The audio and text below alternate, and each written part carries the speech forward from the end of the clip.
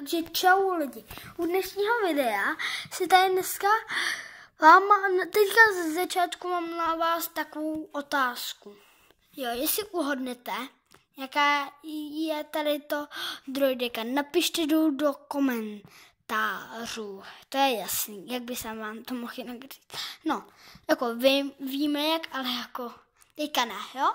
Zkuste to napsat, jo? Jestli uhodnete. Pak takhle prostě taková droideka, no jo, droideka. Ale naprvé dívám, že je to droideka, jo? Znáte jako Star Wars, tak mi to napište, ano? Takhle, jo?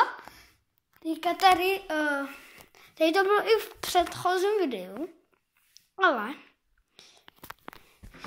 už jsem vám to říkala, jestli se z toho nezapamatujete a můžete se ještě tu kouknout, tak se jmenuje tady ten droid. Má žlutý tělo, napište to taky dolů do komentářů. Tak jo. A ještě tady mám nějaký takový Lego stíhačky, který jste tam v tom předchozím videu mohli tak vidět. Dneska si o tom trochu vyprávíme. Tak třeba, tady to je taková stíhačka, která lítá.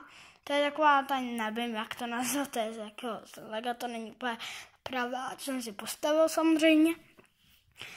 To je taky taková nějaká stíhačka, tady to taky letí, ale jako, no, tak trochu územně, nebo jakože létá to normálně, jo. Budeme to takhle jako říkat, jo. Ano, tady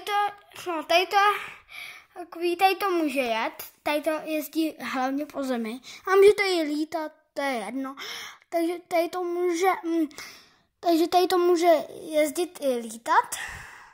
A ještě jsem vám chtěl tady to třeba vozí toho žlutýho droida. Třeba ten je ten šéf všech, víte co. Tady ty modrý droidy, který jsou samozřejmě řidiči. Takový ten vozítko, to jsem si samozřejmě taky postavil. No a ještě tady máme takový ten tank. No, nějak se to dá nazvat prostě tank. Ten tank v tom Star Warsu, jak jste mohli vidět. V té velký, jak tam byl ten velký, ta tráva, jak tam byly tak ty tanky, to je ten tank, ale není úplně, to by bylo mnohem větší, to je jasný. A tady to jste mohli vidět v tom předchozím videu, no. Tak to jsme asi u konce. No, tak ahoj!